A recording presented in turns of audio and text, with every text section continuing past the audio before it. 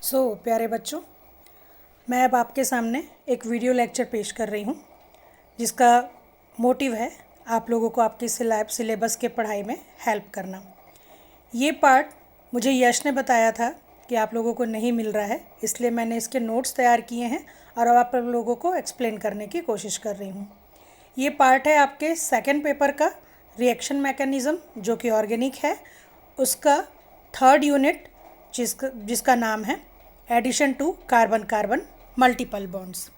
तो सबसे पहले इसका इंट्रोडक्शन देखते हैं।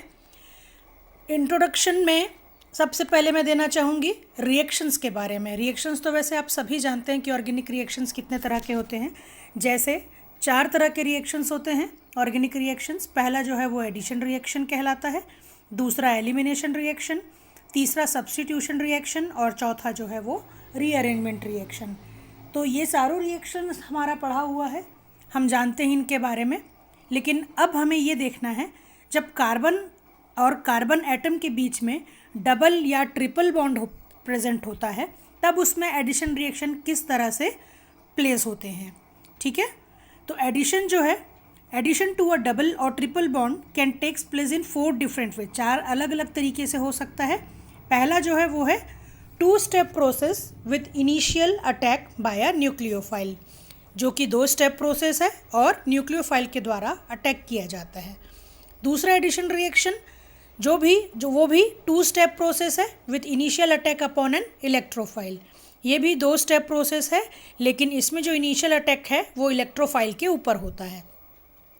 थर्ड जो रिएक्शन है वो 2 स्टेप प्रोसेस है with initial attack upon a free radical, जो कि फ्री रेडिकल के ऊपर इनिशियल अटैक होता है। सबसे पहला जो अटैक होगा वो फ्री रेडिकल्स के ऊपर।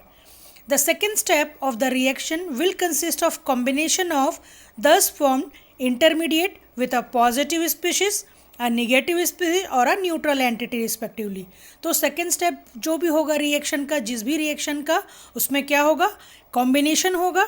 जो तुरंत इंटरमीडिएट जो फॉर्म होंगे उनका, ये हो सकता है पॉजिटिव स्पीशी हो सकता है नेगेटिव स्पीशी हो, या फिर कोई न्यूट्रल एंटिटी भी हो सकती है। जो चौथा प्रोसेस है वो सिर्फ सिंगल स्टेप प्रोसेस है, जिसमें कि 2 कार्बन एटम्स में जो डबल या ट्रिपल बॉन्ड पाए जाते हैं उस पर अटैक होता है, जो कि एक कॉन्सर्टेड मैकेनिज्म कहलाता है।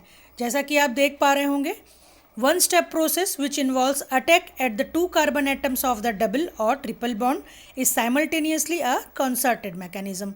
Now, which type of the mechanism involved in the given reaction? अब किस तरह का mechanism होगा इस तरह के reaction में, ये हम जानेंगे।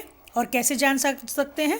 which depends upon the nature of the substrate, the reagent and the reaction conditions. क्या क्या हो सकता है? mechanism किस पर डिपेंड करेगा? substrate के नेचर पे, रिएजेंट पे और जो रिएक्शन कंडीशंस आप ले रहे हैं उस पर। सम रिएक्शंस में take place by all the 4 ways. कभी कभी कुछ ऐसे टाइप के भी एडिशन रिएक्शन है जो चारों तरह से होते हैं। चलिए आगे बढ़ते हैं। नेक्स्ट जो आपका सिलेबस इंक्लूड करता है उसमें हम देखते हैं mechanism and stereochemical aspects of the addition reaction involving electrophiles. कुछ ऐसे एडिशन रिएक्शन का हम मैकेनिज्म और स्टीरियोकेमिकल एस्पेक्ट देखेंगे जिसमें इलेक्ट्रोफाइल्स इन्वॉल्व हैं। जैसा कि पहला एग्जांपल आप देख रहे हैं, in this type of mechanism a positive species that is electrophile approaches the double और triple bond as it is electron rich. क्योंकि इलेक्ट्रोफाइल को हम जानते हैं एक पॉजिटिव स्पीशी है, साथ ही साथ इसमें इलेक्ट्रॉन की अधिकता रहती है, जैसा कि आप फर्स्ट स्टेप में देख पा रहे हैं। और ये अटैक करता है जब कार्बन और कार्बन के बीच में डबल या ट्रिपल बॉन्ड हो। जैसा कि फर्स्ट स्टेप में आप देख पा रहे हैं, it forms a bond by donation of the pair of pi electrons to the electrophilic species to form a sigma pair as follows. तो फर्स्ट स्टेप में देखिए, डबल बॉन्ड पर अटैक किया इलेक्ट्रोफाइल ने, जो कि एक स्लो रिएक्शन है, और उसके बाद फिर ये इंटरमीडिएट में कन्वर्ट हो जाता है। फिर आता है step second. In the second step the intermediate formed in the first step combines with the species that is W। अभी के लिए मान लें हम कि कोई एक और स्पीशी है W, तो सेकेंड स्टेप में क्या होगा, इंटरमीडिएट बनेगा। फर्स्ट स्टेप में जो बना था उसके साथ में एक और स्पीशी जो W है हमारा, वो उसके साथ कंबाइन होगा, जो कि एक इलेक्ट्रॉन पेयर कैरी करता है, जो कि एक निगेटिवली चार्ज्ड आयन होगा। क्लियर। सेकेंड स्टेप में देखिए, आप एग्जाम्पल में दिख रहा है आपको कि इंटरमीडिएट जो बना है उस पर ये जो इलेक्ट्रॉन पेयर कैरी कर रहा है नेगेटिवली स्पीशीज, ये अटैक करता है और इस तरह से एक नया प्रोडक्ट फॉर्म होता है। Not all electrophilic addition follows the simple mechanism as given above. क्या होता है, कभी कभी हर रिएक्शन जो है या हर इलेक्ट्रोफिलिक एडिशन जो है इस तरह का मैकेनिज्म फॉलो नहीं करता, कभी कभी इसमें कुछ परिवर्तित प्रोसेस भी होती है, जैसा कि आप सेकंड एग्जांपल में देख पा रहे हैं।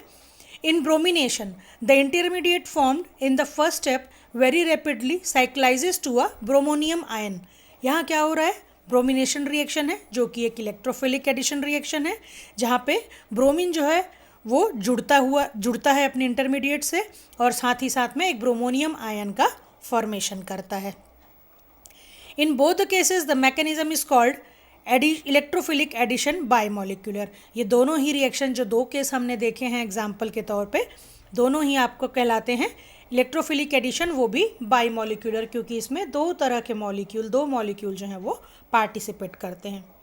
सेम इसी तरह से हम देखेंगे mechanism and stereochemical aspects of the addition reactions involving nucleophiles। अब कुछ इस तरह के रिएक्शन, एडिशन रिएक्शन, उनका मैकेनिज्म और स्टीरियोकेमिकल एस्पेक्ट जिसमें न्यूक्लियोफाइल्स इन्वॉल्व हैं।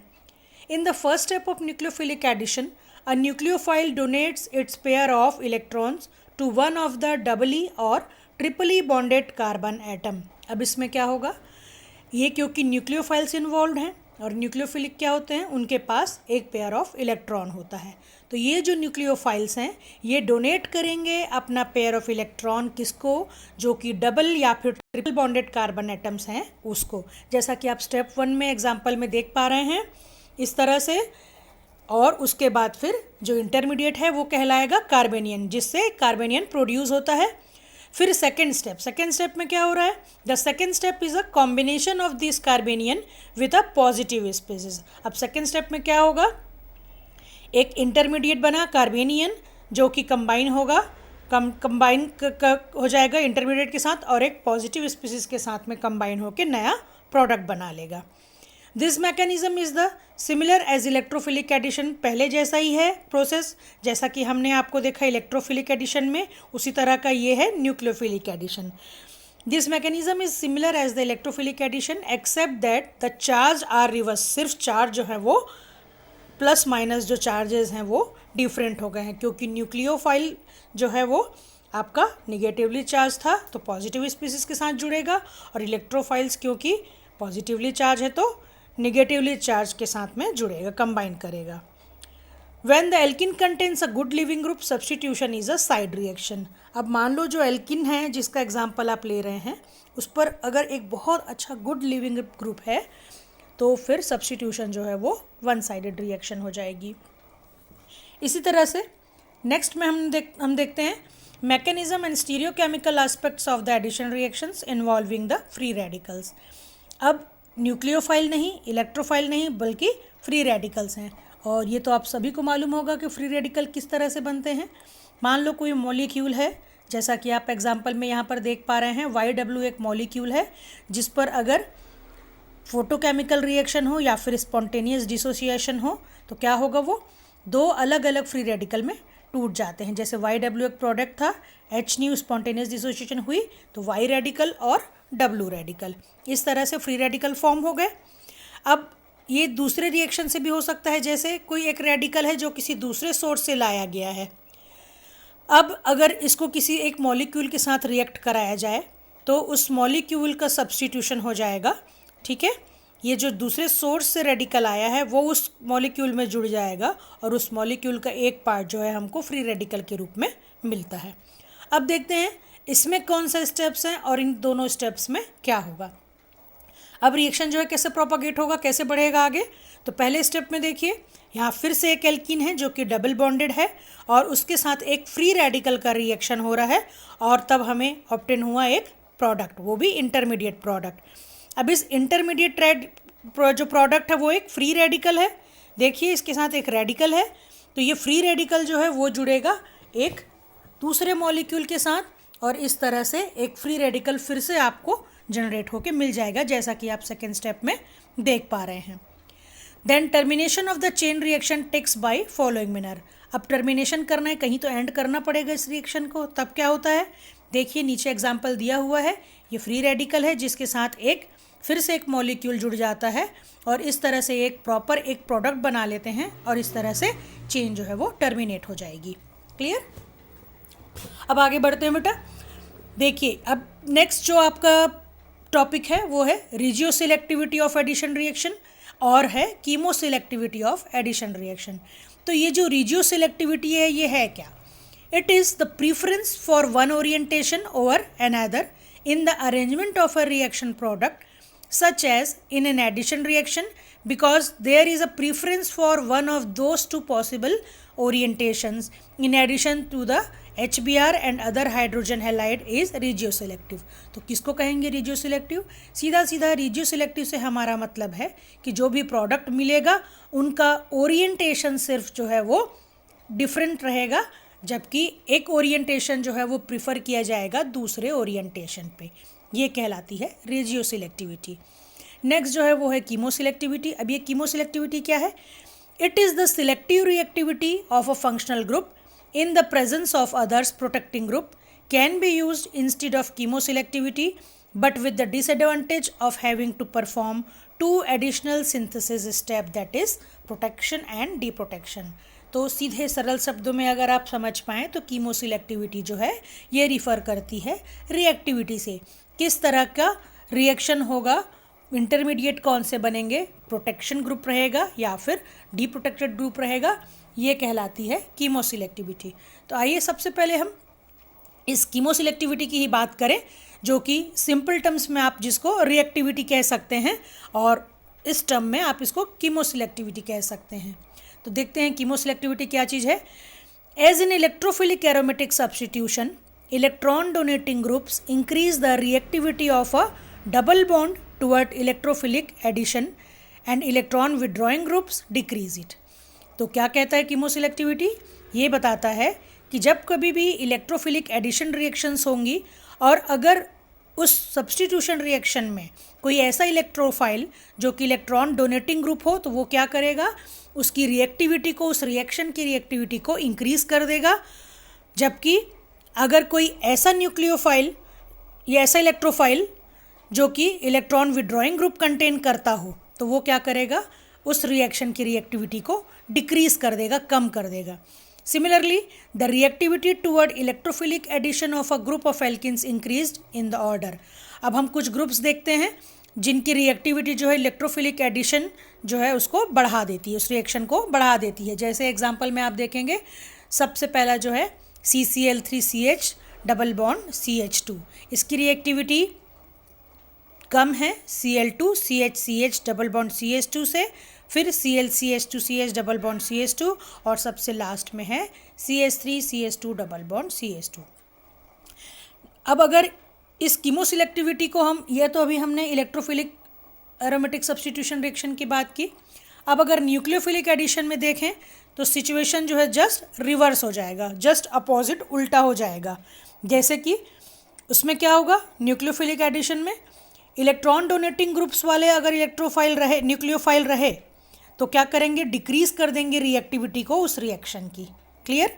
इलेक्ट्रॉन डोनेटिंग अगर न्यूक्लियोफाइल कंटेंट है उस रिएक्शन में, तब वो क्या करेगा, रिएक्टिविटी को उस रिएक्शन की डिक्रीज कर देगा। जबकि अगर कोई ऐसा न्यूक्लियोफाइल है जो इलेक्ट्रॉन विड्रॉइंग ग्रुप्स कंटेन करता हो, तब वो क्या करेगा, उस रिएक्शन की रिएक्टिविटी को बढ़ा देगा। Clear.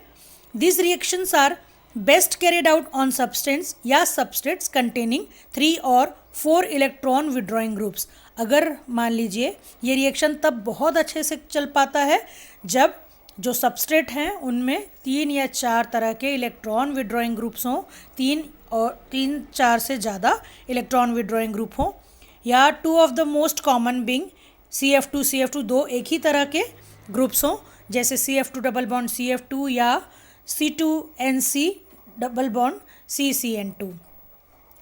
The effect of substituent is so great that it is possible to make the statement that simple alkenes do not react by the nucleophilic mechanism and polyhalo or polycyanoalkenes do not generally react by the electrophilic mechanism। तो ये एक एहतियात के तौर पर आपको याद रखना पड़ेगा कि इफ़ेक्ट जो है सब्स्टिट्यूएंट्स का वो तब ग्रेट होती है, तब ज़्यादा होती है जब क्या होगा, एक ऐसा स्टेटमेंट हम बना पाए जो कि सिंपल एल्कीन्स जो है वो न्यूक्लियोफिलिक मैकेनिज्म में जब रिएक्शन करती है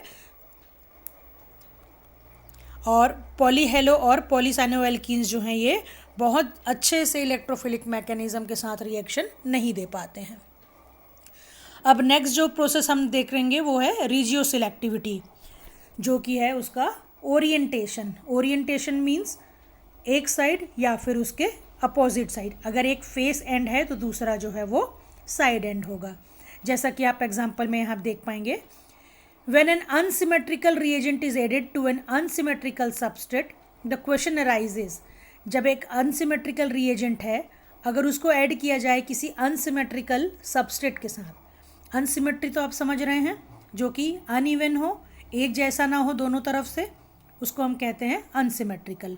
तो अगर कोई एक unsymmetrical substrate है उसके साथ रिएक्शन कराया जाए unsymmetrical reagent का, तब एक प्रश्न उठता है, आप सबके भी दिमाग में आएगा, which side of the reagent goes to which of the double और ट्रिपल बॉन्ड। अभी हमारे पास जो कंटेंट है, जो रिएजेंट है वो क्या है, एक एल्कीन है जिसमें या तो या एल्काइन हो सकता है जिसमें डबल बॉन्ड है या फिर ट्रिपल बॉन्ड।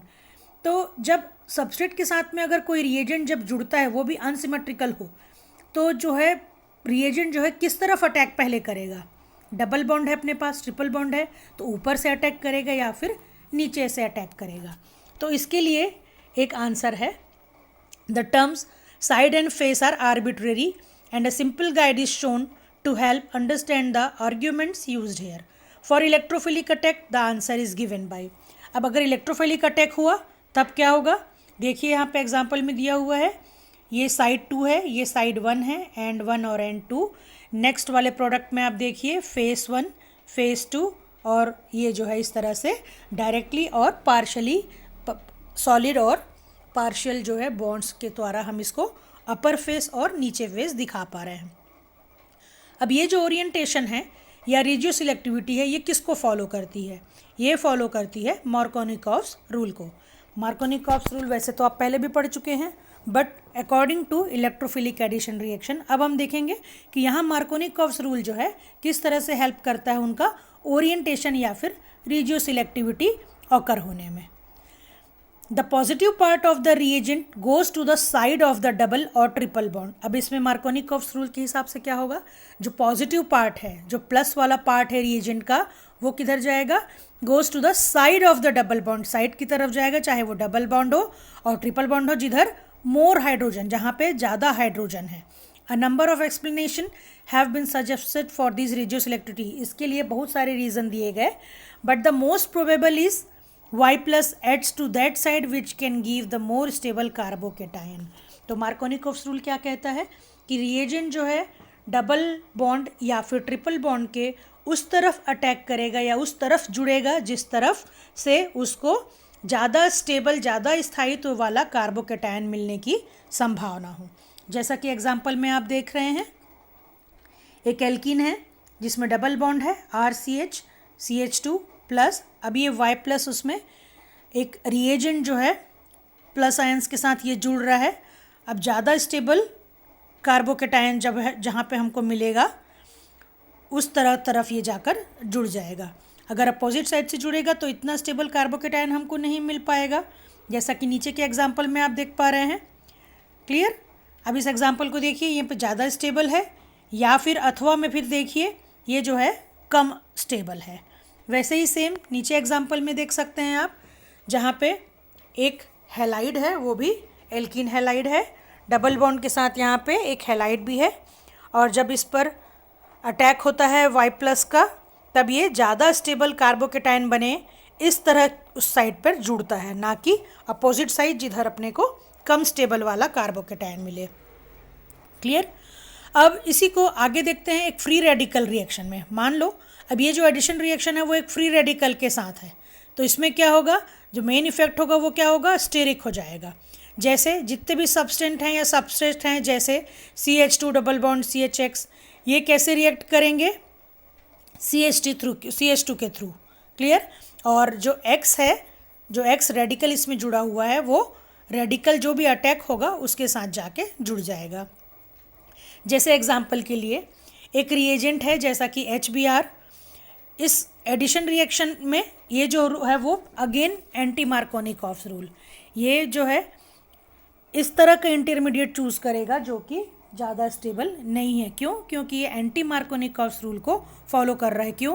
क्योंकि HBr जो हमारा रिएजेंट है वो है HBr, जिसमें Br जो है वो ज़्यादा इलेक्ट्रोनेगेटिव होता है। तो देखिए एग्जाम्पल में कैल्किन है जिसके साथ Br रेडिकल का रिएक्शन करा रहे हैं हम उसके साथ उसका, तो जो इंटरमीडिएट बना है वो क्या है? प्रिफरेंशियली फॉर्म्ड इंटरमीडिएट, जो तुरंत में बन जाए।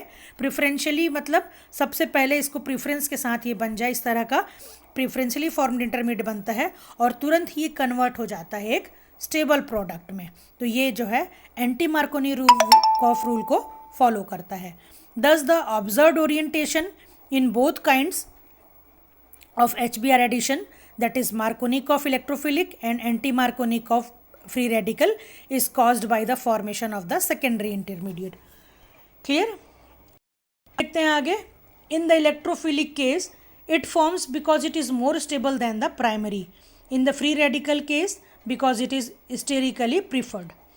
अब हम देखते हैं स्टीरियोकेमिकल ओरिएंटेशन के बारे में. स्टीरियोकेमिकली ओरिएंटेशन किस तरह से होता है? Some addition reactions are syn with both groups approaching from the same side, and thus that others are anti with the groups approaching from opposite sides of the double or triple bond. अब इस stereochemical orientation जब हम देखते हैं तो कुछ ऐसे reactions जिसमें दोनों साइड सिन साइड हो या फिर दोनों तरफ सेम ग्रुप हो, और अगर सेम साइड से अटैक हो तब क्या होगा? और जब एंटी हो मतलब दोनों ग्रुप डिफरेंट हो और जो ग्रुप का अप्रोचिंग है वो अपोजिट साइड से हो, जहाँ डबल और ट्रिपल बॉन्ड प्रेजेंट हैं उसकी अपोजिट तरफ से जब अटैक होगा तब क्या होगा? डिफरेंट ग्रुप प्रेजेंट होंगे, और जब सेम साइड से होगा तब सेम जब रिएजेंट प्रेजेंट होते हैं डबल बॉन्ड के दोनों तरफ तब सेम साइड से अटैक होगा. For cyclic compounds steric orientation must be considered. अब अगर साइक्लिक कंपाउंड का कोई एग्जांपल देखें तो यहाँ पे हमको स्टीरिक ओरिएंटेशंस को ध्यान में रखना पड़ेगा. इन सिन एडिशन, सिन मतलब जब दोनों ग्रुप जो हैं वो समान हों. In syn addition to an unsymmetrical cyclic alkene the two groups can come in from the move or more from the less hindered face of the double bond. दोनों group जो हैं वो या तो ज़्यादा या फिर कम हिंडर्ड जिस तरफ फेस होगा डबल बॉन्ड का उस तरफ से आ सकते हैं, क्योंकि ये एक साइक्लिक कंपाउंड है. अब रूल क्या कहता है? The rule is that syn addition is usually although not always from the less hindered face. जो सिन एडिशन होता है, सिन एडिशन मीन्स जब दोनों डबल बॉन्ड और ट्रिपल बॉन्ड के अपोजिट जो ग्रुप है वो दोनों सेम होगा तब क्या होगा? जो लेस हिंडर्ड फेस है उस तरफ से जुड़ेगा. जैसे कि एग्जाम्पल में आप देख सकते हैं, ये एग्जाम्पल दिया हुआ है. ये है epoxidation of 4-methyl cyclopentin gave 76% addition from the less hindered and 24% from the more hindered phase. अभी एग्जाम्पल आप देख रहे हैं जो कि एक साइक्लो कंपाउंड का है, साइक्लिक कंपाउंड है. यहाँ पे परऑक्सीलॉरिक एसिड के द्वारा रिएक्शन हुआ रहा है और 76% जो है वो मोर हिंडर्ड फेस है, लेस हिंडर्ड फेस है, और 24% जो है वो मोर हिंडर्ड फेस है.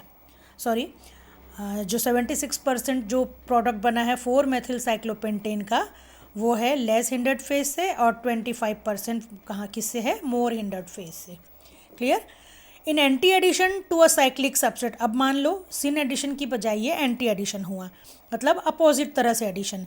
इन anti addition to a cyclic subset the initial attack on the electrophile is also from the less hindered face. तब क्या होगा? अब ये जो अटैक है जो कि इलेक्ट्रोफाइल पे होगा वो किस तरफ से होगा? जिधर से इसको लेस हिंडर्ड मीन्स जहाँ से उसको अटैक करने में कम से कम डिफ़िकल्टी हो. However many electrophilic addition to norbornene and similar strain bicycloalkanes are seen addition. In this cases reaction is always from the exo side as in the following reaction. अब ये रिएक्शन जो नियोबोर्निन का दिया हुआ है एग्जाम्पल के रूप में आप इसको देख सकते हैं, ये भी इस तरह से है जो कि लेस हिंडर्ड फेस की तरफ से है, और या फिर कह सकते हैं एक्सो साइड से, जो एक्सटर्नल साइड है उस तरफ से एडिशन होता है। अब नेक्स्ट टॉपिक पे हम जाते हैं, जो है हाइड्रोजिनेशन ऑफ डबल बॉन्ड। अब जो है डबल बॉन्ड्स में हाइड्रोजिनेशन किस तरह से हो पाता है। अब ये एग्जांपल हम देख रहे हैं। हाइड्रोजिनेशन मीन्स क्या है? हाइड्रोजन का जुड़ना। ये एक एल्कीन है जिसके साथ हाइड्रोजन का रिएक्शन करा रहे हैं, जो कि एक कैटलिस्ट के प्रेजेंस में होगा, और इस तरह से डबल बॉन्ड टूट के दोनों तरफ H जो है पॉजिटिवली जुड़ जाता है। अब हम देखते हैं most carbon carbon double bonds whether substituted by electron donating or electron withdrawing substituents can be catalytically hydrogenated। अब चाहे वो इलेक्ट्रॉन डोनेटिंग ग्रुप के साथ जुड़े या फिर इलेक्ट्रॉन विड्रॉइंग के साथ में, क्या होगा? ये कैटेलिटिकली ही हाइड्रोजिनेटेड होगा। हाइड्रोजन जब जुड़ेगा इसके साथ में तो बिना कैटलिस्ट के पॉसिबल नहीं है। यूजुअली इन क्वांटिटेटिव और near quantitative yields almost all known alkenes added hydrogen at temperature between 0 to 275 degree centigrade. जो टेम्परेचर होगा हाइड्रोजनेशन के समय पे वो 0 से लेकर 275 डिग्री सेंटीग्रेड तक होगा। The catalyst used can be divided into 2 broad classes, both of which mainly consist of transition metals and their compounds. अब जो कैटलिस्ट हम इसमें यूज़ करेंगे हाइड्रोजनेशन के लिए, वो दो तरह के हो सकते हैं, 2 क्लासेस में उनको डिवाइड किया गया है, और मेनली जो है इसमें होते हैं ट्रांजिशन मेटल्स या फिर उनके कंपाउंड। और इस हाइड्रोजनेशन के लिए जो कैटलिस्ट है उनको 2 कैटेगरी में बांटा गया है। पहला जो कैटेगरी है वो है catalyst insoluble in the reaction medium. कोई ऐसा कैटलिस्ट जो कि रिएक्शन मीडियम में इनसॉल्युबल हो। Among the most effective are, इनमें से इफेक्टिव जो हैं वो हैं रेनी निकल, और दूसरा जो है NaBH4 रिड्यूस निकल, जिसको हम निकल बोराइड भी कहते हैं, palladium on charcoal, platinum metal or its oxide, rhodium, ruthenium and zinc oxide. ये जो कैटलिस्ट हैं वो इनसॉल्युबल होते हैं रिएक्शन मीडियम में। और सेकेंड टाइप के जो कैटलिस्ट हैं वो सॉल्युबल होंगे, बट ऑब्वियस है catalyst soluble in the reaction. ऐसे कैटलिस्ट जो कि रिएक्शन मीडियम में सॉल्युबल हो सकें, जैसे इनको हम कहते हैं होमोजीनियस कैटलिस्ट, और जो इनसॉल्युबल है उनको हेट्रोजीनियस कैटलिस्ट। और इसके एग्जाम्पल हैं सॉल्युबल कैटलिसिस के, होमोजीनियस कैटलिसिस के एग्जाम्पल्स हैं क्लोरोट्रिस, ट्राइफेनिल फॉस्फिन, रोडियम, और विल्किंसन कैटलिस्ट, जिसको आप सभी जानते हैं, पहले से जानते होंगे। क्या फॉर्मूला है इसका, याद है? चलिए देखते हैं किसको याद है। RHCl ये कहलाता है Wilkinson catalyst, which catalyses the hydrogenation of many alkenyl compounds. बहुत सारे एल्किल और एल्काइन कंपाउंड्स के हाइड्रोजिनेशन में हेल्प करता है, without disturbing such groups as COR, NO2, CN or COR present in the same molecule. और अगर उस मॉलिक्यूल में कोई और अदर फंक्शनल ग्रुप प्रेजेंट है तो उनको बिना डिस्टर्ब किए ये उनके हाइड्रोजिनेशन में हेल्प करते हैं। Even unsaturated aldehydes can be reduced to saturated aldehydes, although in these case decarbonylation may be a side reaction। क्या होता है, जब कभी भी अनसैचुरेटेड एल्डिहाइड्स को रिड्यूस करना होता है सैचुरेटेड एल्डिहाइड में, तब इस केस में क्या होता है, डीकार्बोनिलेशन होता है, मतलब कार्बोनिल ग्रुप जो है उसमें से रिमूव हो जाता है, निकल जाता है। In general for catalytic hydrogenation many functional groups may be present in the molecule. अब कैटालिटिक हाइड्रोजिनेशन इन जनरल जब देखा जाए तो क्या होगा, बहुत सारे फंक्शनल ग्रुप एक ही मॉलिक्यूल में प्रेजेंट होते हैं, जैसे example OH, COH, NR2 including NH2, NR, COR including carbamate, CHO, COR, COOR और CN। इस तरह से बहुत सारे फंक्शनल ग्रुप एक ही मॉलिक्यूल से अटैच हो सकते हैं। Vinyl asters can be hydrogenated using homogeneous sodium catalyst. Enamides are hydrogenated with excellent enantioselectivity using Chiral rhodium catalyst। तो बहुत सारे ऐसे भी रिएक्शंस हैं, हाइड्रोजिनेशन रिएक्शंस हैं, जो कि अलग अलग तरह से ऑकर होते हैं। नेक्स्ट हम देखते हैं हाइड्रोजिनेशन ऑफ ट्रिपल बॉन्ड्स। अभी तक हम पढ़ रहे थे हाइड्रोजिनेशन ऑफ डबल बॉन्ड, अब जो है हाइड्रोजिनेशन ऑफ ट्रिपल बॉन्ड। अब अगर कोई कंपाउंड है जिनमें ट्रिपल बॉन्ड है, जैसे कि alkynes, triple bonds can be reduced either bye catalytic hydrogenation और बाय अदर मेथड्स। तो इसके लिए भी हाइड्रोजिनेशन ऑफ ट्रिपल बॉन्ड के लिए भी बिना कैटलिस्ट के हाइड्रोजिनेशन पॉसिबल नहीं होता। The comparative reactivity of triple and double bonds depends on the catalyst, with most catalyst that is palladium. Triple bonds are hydrogenated more easily and therefore it is possible to add just one equivalent of hydrogen and reduce a triple bond to a double bond. Double bond की comparison में, तुलना में, triple bond का hydrogenation ज़्यादा आसानी से देखने को मिलता है. जस्ट इसमें एक हाइड्रोजन आपको जोड़ना है और एक कैटलिस्ट यूज़ करना है और आपको मिल जाएगा a reduce triple bond to a double bond. वो रिड्यूस होकर ट्रिपल बॉन्ड्स को जो है वो चेंज हो जाएगा डबल बॉन्ड में, जो कि कहलाता है कि स्टीरियो सिलेक्टिव सिन एडिशन. या फिर ट्रिपल बॉन्ड जो है बिना डबल बॉन्ड में, जो दूसरे मॉलिक्यूल में जो डबल बॉन्ड प्रेजेंट है उसको बिना इफेक्ट किए, बिना नुकसान पहुंचाए, बिना डिस्टर्ब किए डबल बॉन्ड में चेंज कर देता है. क्लियर. अब नेक्स्ट टॉपिक जो है वो हम देखेंगे वो है हाइड्रोजिनेशन ऑफ एरोमेटिक रिंग. कुछ ऐसे भी एडिशन रिएक्शन हो सकते हैं जिनमें एक एरोमेटिक रिंग प्रेजेंट हो और उसमें हाइड्रोजिनेशन रिएक्शन हमको करानी हो. तब कैसे करेंगे? Aromatic rings can be reduced by catalytic hydrogenation but higher temperatures are required than the ordinary double bonds. अब ये क्या कहता है? हाइड्रोजिनेशन ऑफ एरोमेटिक रिंग्स कहता है कि एरोमेटिक रिंग्स को भी आप रिड्यूस कर सकते हैं, कैटालिटिक हाइड्रोजिनेशन करा सकते हैं, बट उनके लिए टेम्परेचर आपको हायर चाहिए. जैसा कि आपको ऑर्डिनरी डबल बॉन्ड में कम टेम्परेचर में काम हो जाता है, बट यहाँ पर हायर टेम्परेचर लगेगा. Although the reaction is usually carried out with heterogeneous catalysis, homogeneous catalyst have also been used. Mostly जो है हाइड्रोजिनेशन ऑफ एरोमेटिक रिंग्स जो है इसके लिए हेट्रोजीनियस कैटलिस्ट की ज़रूरत पड़ती है, बट कभी कभी कुछ माइल्ड कंडीशन में होमोजीनियस कैटलिसिस भी काम कर जाते हैं, हाइड्रोजिनेशन हो जाता है. Mild conditions are also successful in hydrogenation with phase transfer catalyst. Mild condition में भी होमोजेनियस कैटलिसिस के द्वारा हाइड्रोजनेशन किया जा सकता है, लेकिन उसके लिए जो कैटलिस्ट की ज़रूरत पड़ती है वो होता है face transfer catalyst. Hydrogenation in ionic liquids and supercritical ethane containing water. Many functional groups such as OH, COH, COOR, NH2 etc. do not interfere with the reaction, but some groups may be preferentially reduced. Among these are CH2OH group which undergo hydrogenolysis to CH3. Phenols may be reduced to cyclohexanone. Through the enol, heterocyclic compounds are often reduced.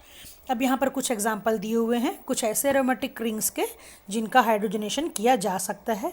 जैसे phenol जो है, इनका जब hydrogenation कराया गया और H2 के presence में, कैटलिस्ट के प्रेजेंस में, तब ये चेंज हो गया हेक्साहाइड्रोटेट्रा एडिशन में. और वहीं पर जब हमने हाइड्रोजनेशन कराया दूसरे कैटलिस्ट के प्रेजेंस में जो है हाइड्रोक्सिलमीन और लिथियम के प्रेजेंस में, तब जो प्रोडक्ट मिला वो है 1,4-डाईहाइड्रो एडिशन.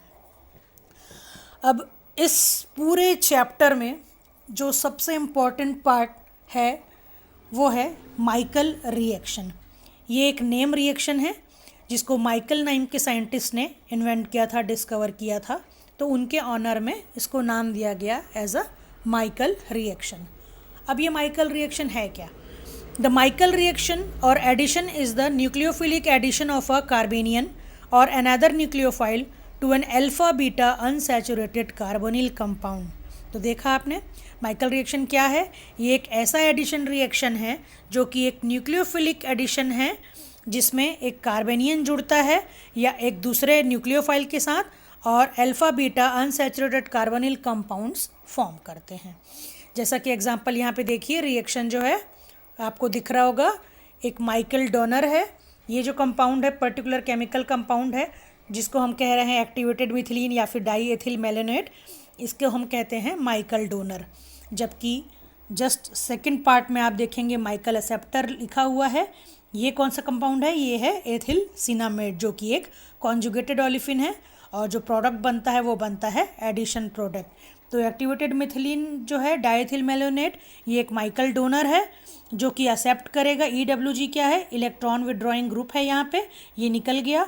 माइकल एक्सेप्टर जो है ये इसके साथ में मिलके, दोनों मिलके एक एडिशन प्रोडक्ट में दोनों आपस में ऐड हो जाते हैं और प्रेजेंस में किसके?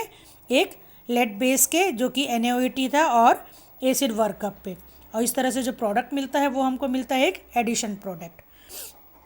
यहाँ पे जो EWG है that is electron withdrawing group, ये कुछ भी हो सकता है. जैसे ये आप देख रहे हैं OR, ORR, OOR, COOR, ONR2, और यहाँ पे है C ट्रिपल बॉन्ड N, और इस तरह से ये सारे एग्जाम्पल्स है। यहाँ पे R कुछ भी हो सकता है, R मीन्स एक H भी हो सकता है, मतलब हाइड्रोजन भी, एक एल्किल पार्ट भी, या फिर एक एरिल पार्ट हो सकता है। The reagents could be made up of combination of different electron withdrawing groups. अब ये जो रिएजेंट हैं वो कॉम्बिनेशन भी हम बना सकते हैं, कितने भी और अलग अलग तरह के इलेक्ट्रॉन विड्रॉइंग ग्रुप हम ले सकते हैं। अब हम देखते हैं इस माइकल रिएक्शन का मैकेनिज़्म क्या है। यहाँ पे देखिए ये माइकल रिएक्शन का मैकेनिज़्म दिया हुआ है। इस तरह से देखिए डबल बॉन्ड जो है पहले कंपाउंड में वो O जो है O एटम है उस पर ट्रांसफ़र हो जाएगा, क्योंकि ऑलरेडी उसके ऊपर 2 लोन पेयर्स हैं इसलिए ये ट्रांसफ़र हो गया। जबकि इधर का जो H है वो डबल बॉन्ड के उस तरफ चले जाने से ये इधर ट्रांसफ़र होगा और यहाँ से एक एथिल हाइड्रोक्साइड बाहर आ जाएगा और इस तरह से ये कंपाउंड बन जाएगा। यहाँ से कंपाउंड को बनने के बाद में ये अपने आप को फिर से रीअरेंज करेगा, इस कंपाउंड के साथ जुड़ेगा, दूसरे इलेक्ट्रॉन विड्रॉइंग ग्रुप के साथ जुड़ेगा और ये तीसरे तरह का कंपाउंड बन गया जो कि एसिड वर्क कप करेगा। एसिड वर्क कप के साथ में ये लास्ट में आपको एक प्रोडक्ट मिल जाता है। ये है माइकल रिएक्शन या फिर माइकल एडिशन रिएक्शन, इसका मैकेनिज़्म। और जो H+ यहाँ पे निकल के जा रहा है ये है इलेक्ट्रॉन विड्रॉइंग ग्रुप, जो कि एक H भी हो सकता है, एल्किल हो सकता है या फिर एरिल हो सकता है। एक और इम्पोर्टेंट टॉपिक है आपका इसी चैप्टर में, ये है शार्पलेस एसिमेट्रिक एपॉक्सीडेशन। तो सबसे पहले तो आप इसको नाम से समझें, ये बहुत ज़्यादा कठिन नहीं है। अगर बहुत ध्यान से बहुत कंसंट्रेट करके देखेंगे पढ़ेंगे तब आप इसको बहुत आसानी से टैकल कर पाएंगे, समझ पाएंगे। शार्पलेस, शार्प तो आप सब समझते हैं, शार्पलेस मतलब क्या हुआ, बिना शार्पनेस के, ठीक है, जो कि शार्प नहीं है। एसिमेट्रिक भी आप जानते हैं, सिमेट्री मीन्स क्या होगा, जो इक्वल पार्ट में आप डिवाइड कर लेते हैं, बट एसिमेट्रिक मतलब जो इक्वल पार्ट में डिवाइड ना हो सके। और इपॉक्सीडेशन तो आप पढ़ ही चुके हैं, इपॉक्साइड्स का निकलना ये कहलाता है, इपॉक्साइड्स का जुड़ना ये कहलाता है इपॉक्सीडेशन रिएक्शन। तो ये जो रिएक्शन है इसका नाम है Sharpless asymmetric epoxidation. It is an organic reaction use to stereoselective conversion of an allylic alcohol to an epoxy alcohol. एक एलाइलिक एल्कोहल था जो कि प्रोडक्ट जो है बनेगा एपॉक्सी एल्कोहल, मतलब एपॉक्सीडेशन हो गया इसका, एपॉक्साइड ग्रुप जो है उस एलाइलिक एल्कोहल में जुड़ गया और प्रोडक्ट अपने को मिला एपॉक्सी एल्कोहल। अब इसमें क्या यूज़ कर रहे हैं हम, टाइटेनियम आइसोप्रोपोक्साइड कैटलिस्ट। इसमें जो कैटलिस्ट यूज़ हो रहा है उसका नाम बहुत ध्यान से याद रखेंगे, टाइटेनियम आइसोप्रोपोक्साइड कैटलिस्ट, या फिर tertiary butyl hydroperoxide TBHP, tertiary butyl hydroperoxide, या फिर यूज़ कर सकते हैं एक कीरल मॉलिक्यूल जो है डाईएथिल टार्ट्रेट DET। DET कहीं पे भी देखेंगे आप समझ जाना, ये है डाईएथिल टार्ट्रेट जो कि एक कीरल कंपाउंड है। तो यहाँ पर देखिए एग्जाम्पल में दिया हुआ है, एक एलाइलिक एल्कोहल है जिसमें 3 R ग्रुप हैं, R1 R2 R3 और उसके साथ में एक OH मीन्स एल्कोहल ग्रुप जुड़ा हुआ है, ये है एलाइलिक एल्कोहल। तो अब अगर इस एलाइलिक एल्कोहल को हम DET से रिड्यूस करते हैं, DET से हाइड्रोजिनेट कर रहे हैं, DET मीन्स डाईएथिल टार्ट्रेट, इससे जब रिड्यूस करते हैं तब देखिए ये किस में चेंज हुआ, इपॉक्सी एल्कोहल में। और सेम उसी प्रोसीजर में देखिए एलाइलिक एल्कोहल को जब हम हाइड्रोजिनेट करते हैं डाईएथिल टार्ट्रेट जो कि L- है, इधर D- है, तब भी ये चेंज होगा एपॉक्सी एल्कोहल में। अब इन दोनों में डिफरेंस क्या है, सिर्फ इनका ओरिएंटेशन चेंज हो जाएगा, एक D- है, दूसरा जो है वो L- है। अब इसको बहुत अच्छे से समझने के लिए हमको इसका मैकेनिज़्म समझना पड़ेगा। तो देखते हैं शार्पलेस एसिमेट्रिक एपॉक्सीडेशन का mechanism. Mechanism, it begins with the displacement of the isopropoxide ligands on the titanium by DET, TBHP and finally by the allylic alcohol reagent. This titanium complex is believed to exist as a dimer. बीच में आप देख रहे होंगे इस example में ये जो complex है ये है टाइटेनियम कॉम्प्लेक्स जो कि एक डाइमर के जैसे एक्ट करता है, but for simplicity it is shown as a monomer. लेकिन डाइमर यहाँ पे अगर हम ड्रॉ करेंगे तो आप लोग थोड़ा सा कंफ्यूज हो जाएंगे, इसलिए हमने इसको इसकी सिंप्लिसिटी के लिए हम लोग इसको मोनोमर जैसा दिखा रहे हैं मैकेनिज़्म में, ताकि आप लोग बहुत ईजिली से इसको समझ पाएँ। Oxidation of the olefin with TBHP then occurs. अब यहाँ पे क्या होगा, ये जो TBHP है, TBHP क्या है, टर्शरी ब्यूटिल हाइड्रो परऑक्साइड, ठीक है। तो ये TBHP जो है, जब इसका ऑक्सीडेशन कराते हैं ओलिफिन्स के साथ में, तब क्या करता है, जहाँ पे DAT dictates the face to attack and leads to a stereoselective epoxy alcohol. तब क्या होता है, ये जो DAT है वो एक किरल कंपाउंड है, तो ये क्या करता है, उनको ऐसा फेस इस तरफ डायरेक्ट कर देता है, इस फेस में डायरेक्ट कर देता है, यहाँ अटैक के लिए प्रोवोकेट करता है, जो कि सीधा स्टीरियोसिलेक्टिव एपॉक्सी अल्कोहल बना देता है।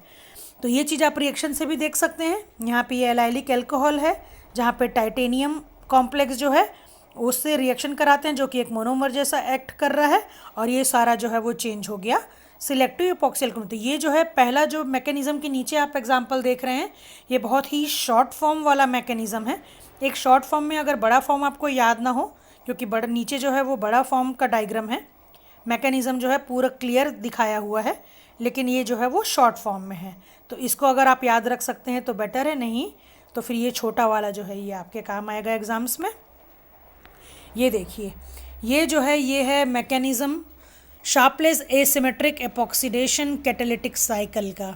यहाँ पे आप देख रहे हैं कि ये जो है वो टाइटेनियम कॉम्प्लेक्स है, यहाँ पे एलाइलिक अल्कोहल है, और किस तरह से ये टाइटेनियम जो है डाइमर की तरह एक्ट करता हुआ DAT की हेल्प से इस तरह से ये एलाइलिक अल्कोहल को एपॉक्सिक अल्कोहल में चेंज कर देता है। बहुत क्लियर, ध्यान से देखेंगे, बहुत इजी है। अदरवाइज़ अगर ये बड़ा वाला मैकेनिज़्म आपको याद ना हो तो ये छोटे वाले मैकेनिज़्म जो है इससे आप एग्ज़ाम में काम चला सकते हैं, लेकिन इसको थ्योरेटिकली थोड़ा आपको एक्सप्लेन करना पड़ेगा। क्लियर? तो ये है शार्पलेस एसिमेट्रिक एपॉक्सीडेशन कैटालिटिक साइकिल का। अब देखते हैं इसी शार्पलेस एसिमेट्रिक एपॉक्सीडेशन में इनेंशियो सिलेक्टिविटी कैसे होती है। इनेंशियो सिलेक्टिविटी मीन्स इनका ओरिएंटेशन जो है वो चेंज हो जाना। इनेंशियोमर्स जैसे कि आप जानते होंगे, तो किस तरह से ये इनेंशियो सिलेक्टिविटी शो करते हैं। ये डायग्राम है, एग्जाम्पल है, इसकी हेल्प से आप समझ सकते हैं। यहाँ पे देखिए, arrange allylic alcohol with hydroxyl group, top left लिखा हुआ है, ये यहाँ पे आ जाएगा। इस तरफ अगर इस डायरेक्शन में किया तो ये क्या हो जाएगा, diethyl tartrate delivers oxygen to top face of alkene, top face पे एल्किन्स के दे देगा, और अगर L+ हुआ तो diethyl tartrate delivers oxygen to bottom face of alkene. Orientation जो इनेंशियो सिलेक्टिविटी किस तरह से होगी, प्लस अगर D- diethyl tartrate delivers oxygen to top face पे करेगा, और अगर L+ है तो वो क्या करेगा, delivers oxygen to bottom face of alkene. जैसा कि आप एक एग्जाम्पल एक दिया हुआ है मैंने, ये एग्जाम्पल में आप देख सकते हैं, ये है आपका एक एलाइलिक अल्कोहल, इधर L है और ये है टाइटेनियम आपका कॉम्प्लेक्स, और इस तरह से ये जो यील्ड होता है ये 85% यील्ड होगा एक तरह का, दूसरा जो है वो EE इनेंशियोमर्स का 94%। क्लियर? ये जो है एपॉक्सी अल्कोहल है, एपॉक्सी अल्कोहल जिसके एक सिन होगा और दूसरा जो है वो एंटी होगा। सो डियर स्टूडेंट्स, मुझे लगता है ये लेक्चर काफ़ी यूज़फुल होगा आपके लिए। अगर कुछ भी इसमें से समझ में नहीं आया होगा